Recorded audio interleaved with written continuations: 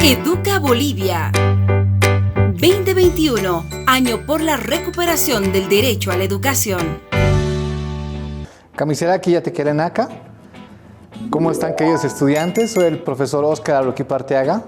Hoy vamos a hablar sobre los derechos de las naciones y pueblos indígenas originarios campesinos que están reconocidos en nuestra Constitución Política de Estado para el curso de cuarto de secundaria.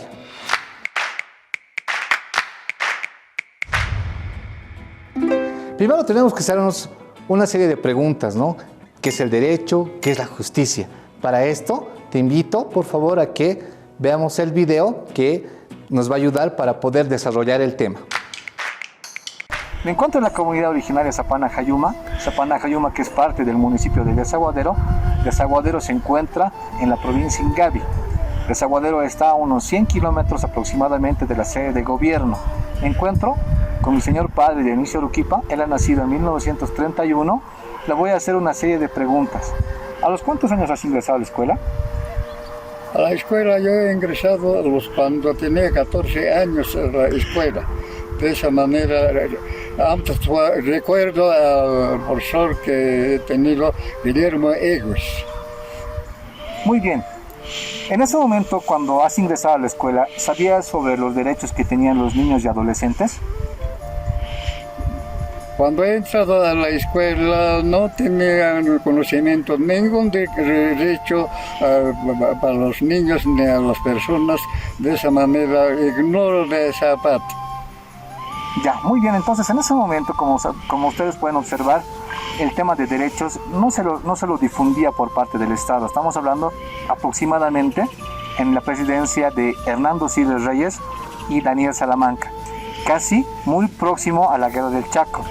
Y en La Paz también has estudiado. ¿Recuerdas algo de ese momento? Ahora, en ese momento se conocía como medio, hoy se conoce como secundaria. Yo he buscado para entrar a un colegio particular, trabajando en la tarde, de las 6 para adelante, he entrado en la escuela particular. Entonces, por una necesidad, como podemos observar, seguramente esto también ocurre y ha ocurrido en su familia. Porque en ese momento la educación no era un derecho, más al contrario, parecía que la educación ya era una responsabilidad individual. Actualmente la educación está reconocida y es obligatoria en la Constitución Política del Estado. La comunidad Zapana Jayuma siempre ha sido una comunidad originaria o tenía alguna relación con lo que en ese momento se conocía como hacienda. ¿Recuerdas algo de ese tiempo? La comunidad Zapana Jayuma había sido originaria, siempre colindaba con la Safranal, la hacienda Safranal, como también los jaranes. Eso más no recuerdo. Entonces, como podemos observar, Zapana Jayuma siempre ha sido una comunidad, colindaba con la hacienda de Azafranal y con la hacienda de Ocarane. En la llamada revolución de 1952, del 9 de abril, ¿cuál ha sido tu participación? Mi participación es participar en la revolución. Ahora, sabemos muy bien que a partir de 1952 en Bolivia existen una serie de cambios, como por ejemplo la nacionalización de las minas, la reforma agraria, 2 de agosto de 1953, y también la reforma educativa, cuando ya la educación es obligatoria hasta el nivel básico.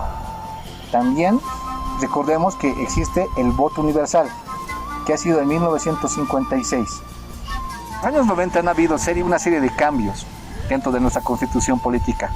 Por ejemplo, el bilingüismo y la participación indígena.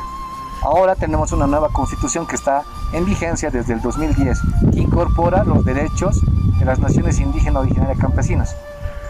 Sobre la nueva constitución que está vigente desde el 2010, ¿cuál es tu opinión? De la nueva constitución política del Estado, más o menos corresponde a todos los bolivianos sin discriminación de ninguna clase. Muy bien.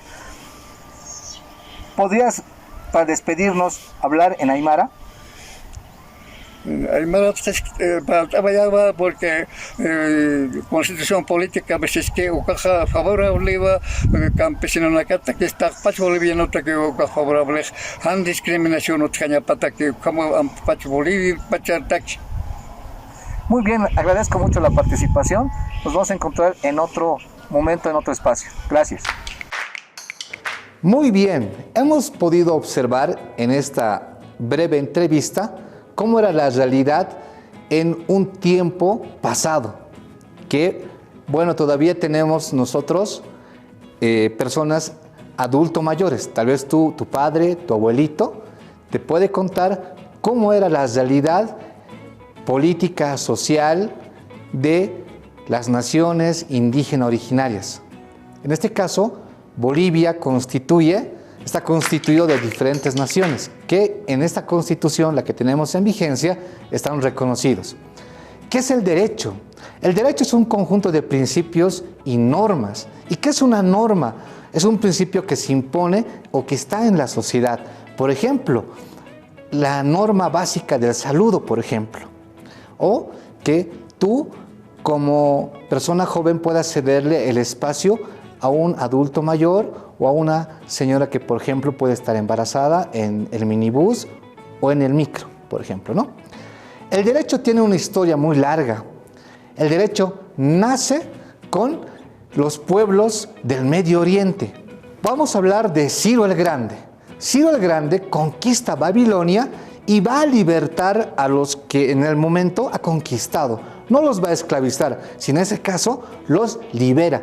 Por ejemplo, es muy conocido en el Antiguo Testamento el caso de los hebreos, del pueblo judío. Por ejemplo, que sus derechos, en el caso de respetar su religión, Ciro los había respetado. Les había dado el derecho a poder elegir a qué Dios seguir, por ejemplo, ¿no? Entonces, dentro de la historia, encontramos a Ciro el Grande como uno de los promotores de incluir derechos a estas naciones que han sido conquistadas. Continuamos. Pero ¿quiénes hablan esencialmente del derecho? Vamos a hablar, por ejemplo, de estos principios. Hemos escuchado muchas veces a nuestros compañeros, esto es injusto, o cuando, por ejemplo, el profesor te da una tarea, profesor, esa es mucha tarea, esto es injusto. Pero ¿qué es la justicia? Por ejemplo, para Platón, que nace unos 400 años antes de Cristo, Platón dice que justicia es dar a cada quien lo que le corresponde. Su discípulo, Aristóteles, tiene otro criterio. Para Aristóteles, justicia es todo aquello que está conforme a la ley. Pero ¿quién elabora la ley? En ese momento, los griegos vivían en ciudades-estado, que se conocían como polis. Por ejemplo, la polis de Atenas se reunía en un teatro. ¿Quiénes se reunían? Los hombres libres. Bueno, ahí vemos el machismo, ¿no? Que tiene una historia ya antigua. Se reunían los hombres para decidir sobre diferentes problemas. Por ejemplo, el tema de construir acuíferos, el tema de hacer guerra o defenderse sobre la invasión de otro pueblo, por ejemplo. Con los romanos ya vemos una mejor sistematización. Uno de los principales juristas, Marco Tulio Cicerón, plantea el juris naturalista. ¿Qué significa esto? El derecho natural. Por ejemplo, que posteriormente los franceses lo van a utilizar en su Declaración de los Derechos del Hombre y del Ciudadano, por ejemplo, ¿no? Que, por ejemplo, cuando uno nace libre, no nace con cadenas, sino es el hombre que te va a poner una cadena o te va a poder someter. Y los romanos han plasmado, por ejemplo, desde el nacimiento, han plasmado derechos y también obligaciones, por ejemplo, que hasta el día de hoy, por ejemplo, en nuestros códigos están vigentes. Uno también de los antecedentes importantes, ya después de los romanos, es la Carta Magna. Por ejemplo, cuando hablamos de Constitución, generalmente se habla de la Carta Magna. Y esta Carta Magna, ¿dónde surge y en qué momento surge? Surge en el 1215, después de Cristo, obviamente, En Inglaterra, cuando el rey Juan sin tierra brinda derechos a la nobleza, en este caso para que, han quedado en un acuerdo para que los derechos que tienen estos príncipes ante el rey iban a ser reconocidos, que no iba a existir, en este caso, un abuso sobre el poder que iba a tener el rey hacia sus derechos que como nobles tenían. También otro antecedente importante cuando hablamos de derechos, estamos hablando de la Declaración de la Independencia de los Estados Unidos. ¿Cuándo ocurre esto? En 1776, las 13 colonias que se van a liberar del poder colonial que tenían los ingleses en estas 13 colonias. Vamos a mencionarles algunas: New Hampshire, Massachusetts, Nueva York, New Jersey, Delaware, Carolina del Norte, Carolina del Sur. Son 13 colonias que posteriormente van a desarrollar en lo que conocemos como Estados Unidos. Finalmente, tenemos también a la Declaración de los Derechos del Hombre y del Ciudadano, la Revolución Francesa, que va a ser ¿Qué es una revolución primero, no? Para poder hablar sobre la revolución, tenemos que hablar que es un proceso que es como un salto. La sociedad va a ir en etapas, pero cuando hablamos de una revolución, ya es un salto que hace otro momento. A eso llamamos revolución, cuando existe un cambio abrupto dentro de la sociedad, en lo político, en lo económico y en lo social. ¿Qué dice esta Declaración de los Derechos del Hombre? Los hombres nacen y permanecen libres, iguales en derechos, que para ese momento, imagínense, era muy importante, porque quienes tenían los derechos era la nobleza. El pueblo llano prácticamente carecía de estos derechos fundamentales. O también podemos decir, ¿cuál es la finalidad que tiene el Estado en este caso? O también, que ¿dónde reside la soberanía? Reside en la nación. ¿Y quiénes son la nación? Son todos los franceses. Antes de esta revolución, la soberanía residía en el rey. Por eso es que las naciones americanas que se van a liberar del poder español van a rescatar mucho de estos principios. En la colonia, en nuestra realidad, cuando llega Pizarro a Cajamarca, estamos hablando de unos 40 años después del descubrimiento de América, 1532. ¿Qué tipo de normativa había en nuestro territorio, en lo que los españoles habían conquistado? Las capitulaciones. ¿Qué eran las capitulaciones? Eran contratos que la corona hacía con el conquistador. Por ejemplo, ¿quién conquistó el imperio de los aztecas? Hernán Cortés. ¿Quién conquistó el imperio de los incas o el Tahuantinsuyo? Francisco Pizarro, por ejemplo, ¿no? Que la corona les había brindado capitulaciones o contratos. Pero lamentablemente surge abusos a la población de indígena, que en ese momento era conocida como los naturales para los europeos. Entonces, para los españoles surge un debate si es que evidentemente eran personas o, en este caso, no eran personas. Y, en este caso, van a surgir diferentes sacerdotes, como es el caso de Bartolomé de las Casas, que es un hijo de encomendero, que plantea que la población indígena o naturales también eran hijos de Dios y como tal tenían también derechos para poder, en este caso, que la corona los cuidara y los pueda preservar. ¿Qué era la encomienda? La encomienda es una institución que surge en el periodo denominado como la colonia.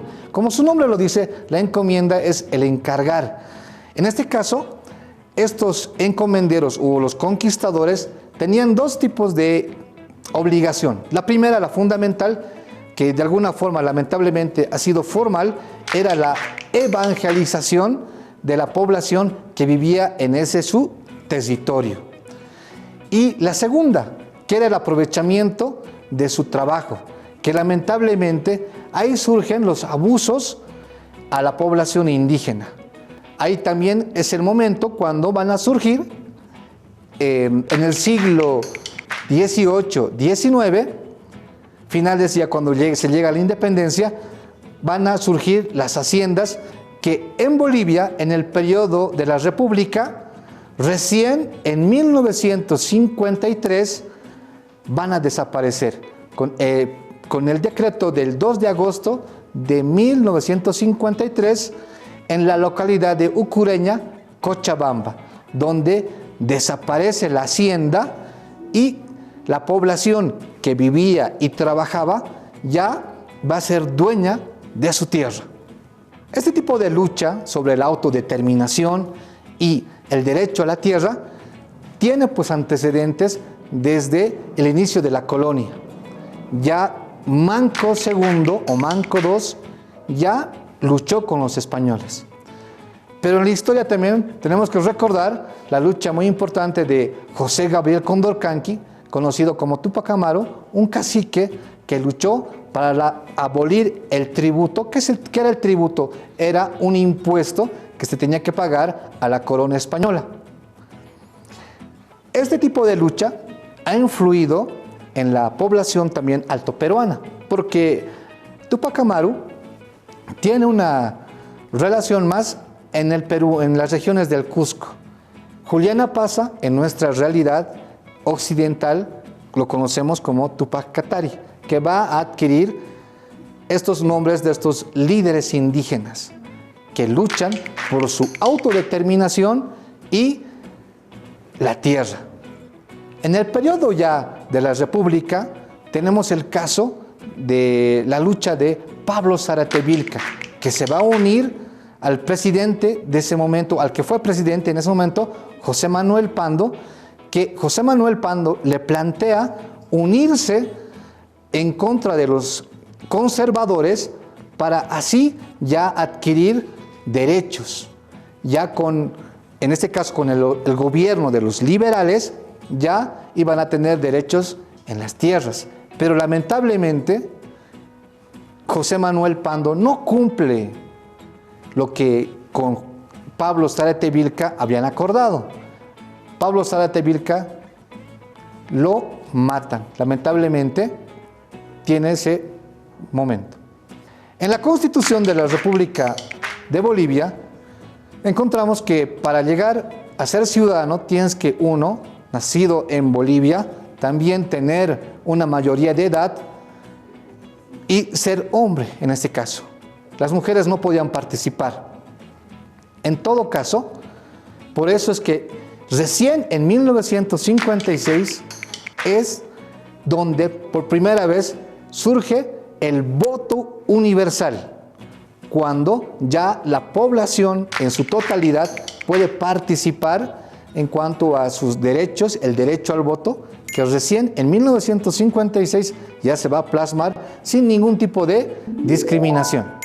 Bueno, ha sido un gusto compartir con ustedes, jóvenes estudiantes. Nos vamos a encontrar en la siguiente sesión. Educa Bolivia 2021, año por la recuperación del derecho a la educación.